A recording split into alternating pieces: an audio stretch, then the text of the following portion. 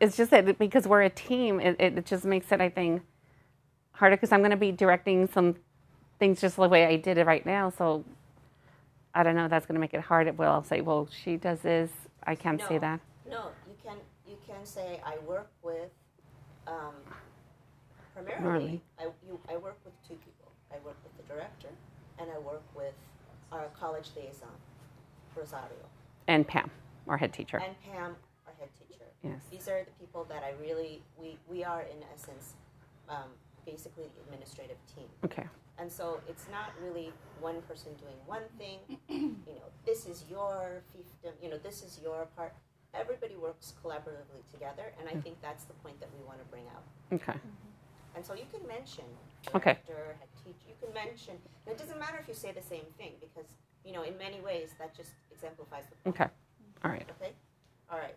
So, Irma, what's your role in the program?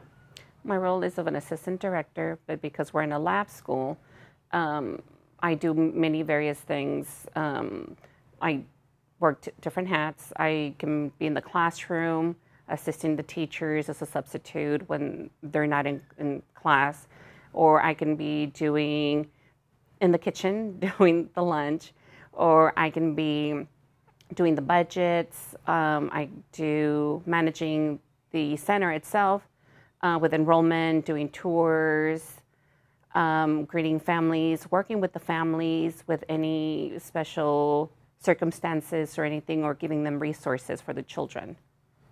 Now, are you and the director the only part of the administrative team? Can you describe your administrative team? In the administrative team, we have Rosario, which is the liaison for the Campus Grant program, and then Patty, our director, Pam, our head teacher, and of course myself. And sometimes we have other teachers that actually help up the front too when we're not available. Pam and Patty and myself, we take care of anything that has to do with staffing, to take care of scheduling, anything that has to do with evaluations. So the three of us, we work together to make the plans for the center. Of course, Patty does more of the community, outside of the community, reaching out, and Pam and I, we handle the center. So can you describe what your working relationship is with your administrative team? How do you work and communicate with one another? Because the more people involved, the more complexity. Well, mostly Pam and I, we have communication in the mornings. At 8 o'clock, we meet. We talk about what's going on, what's going to happen, any events or anything going on. And then with Patty, would be the director, Patty the director, we would work together, try to schedule a meeting for the three of us to meet, or Patty and I, and very informally, will talk whenever I can catch her in the office. But we always set times to make sure at least twice a month for us to meet and work together. And with Rosario, we're constantly working together and talking. And that's mostly... Why are you constantly working together and talking? Because we sit right next to each other. We work together working on campus program, which is child care access means, parents in school. And then we have the Preschool for All program that Rosario helps me with. And we do enrollment together. We enter things on the database together. So we are constantly working, together. So we see each other every day. How do you personally manage all of the different hats that you have to wear? So is it something that you know what's going to happen in the day, or is it just something that you manage? I mean, it seems like you have a lot of different roles that you have to take care of. How do you prioritize that? Depending on the day, I take it. I prioritize by the different roles that I have on that specific day. So if that day it's meant for me to be outside in the classroom, then I'm in the classroom. But if it's meant for me to be in the office, then I already have something set up of what I need to do. But typically would be, depending on the months, I know what my role is and what I need to do, because there's certain times that we have to do specific budgets for different projects that we have or grants that we have. So when you think about when you first started this job, and you think about the difference to now, what do you think is critical factors for how you can manage, you know, the way you talk about how you manage everything, it can feel very overwhelming if a new person is coming in. And so when you were that new person coming in, what was it that got you to the place where you felt comfortable? Okay, I'm sorry, can you repeat that again? So, you know, Sorry. like, you know, when you started out, and is this what you were doing? Oh, when I first started working here, I was actually a teacher.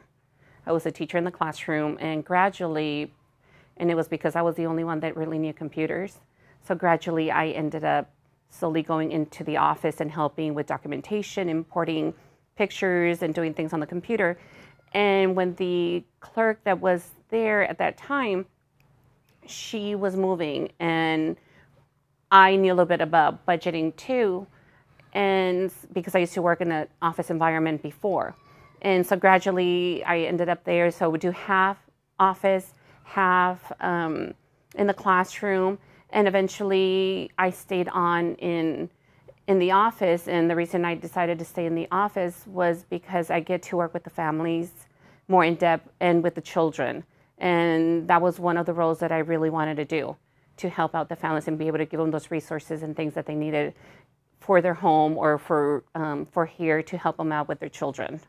Can you describe what your relationship, if you had to describe what it is with the families in terms of how they enter from beginning to end? My role with the families and my relationships would be, I make sure that I know every single family member, their names, the children's siblings, their names, grandparents, uncles, whoever's picking up and whoever comes here, I make sure that I know them, because it's a sense that when they're coming in here, it's a family, we're a community.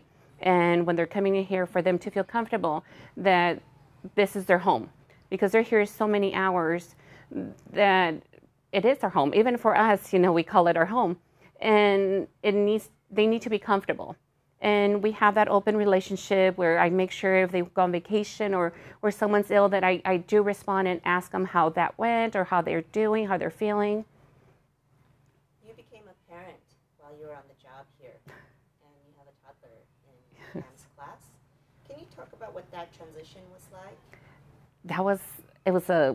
The transition was like, when I became a parent. when I became a parent while working here, it opened up, I don't know how to describe it. It opened my sensitivity, maybe I would say, where I'm more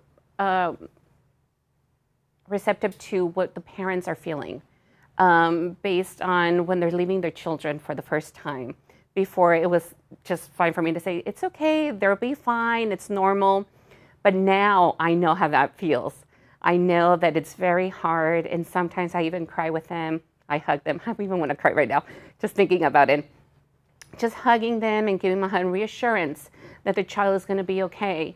And I take pictures. I go in, they'll take a picture and email it to them and say, look, your child is okay, they're playing, or making sure that I have that contact and calling them. Before, I did not do that. I would be like, they're fine, you know, it's okay. But now it's like, no, it hurts. It really hurts. And now I know how that feels. Even just the sense that if my child gets hurt, now I know how it feels. My child getting dirty. That's one of the things that, for me as a parent, it's huge. But as a teacher, I know the children, if they get dirty, they're having fun, they're learning. But it was hard for me to be able to accept that. So now I understand parents when the children don't have their socks on or they're getting dirty. So I try to explain that and help them through that transition of leaving their children or the children getting dirty or hurt. So I try to give them that hand and that shoulder to cry on. What inspires you and motivates you to stay in this work? The children, the family. What inspires you? What inspires me to stay in this field is families, the children, my team. I work in a facility that this is where I wanted to work since day one. And when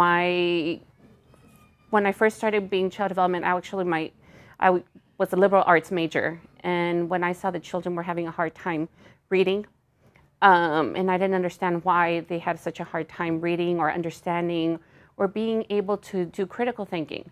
And I said, what's going on? So I said, okay, I'm going to go to the foundation of all this. And so I decided to do child development. And when I came and observed in the child development, the lab school here at Southwestern College, I said, can you say that again? Don't say the name.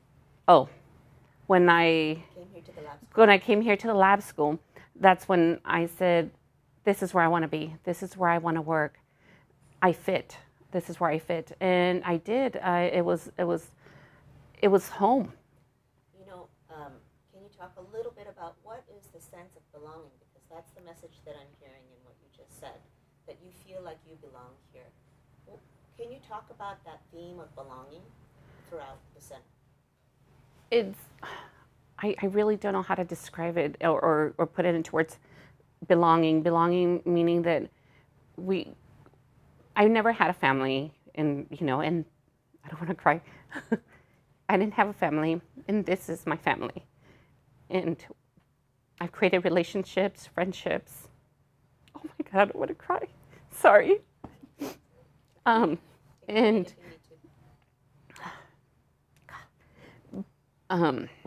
me take a breather. Sorry. I can't. I'm sorry. Okay. No worries. Actually, that's really good footage. It's drama. Did you cry yesterday too? You know what it speaks to? It speaks to your passion and honesty. So yeah. So I belong here because, like I said, this is my family. We've created relationships. With my team's children. We do things outside of work. We get together, and the families themselves too. They feel part of us, of the center of our family.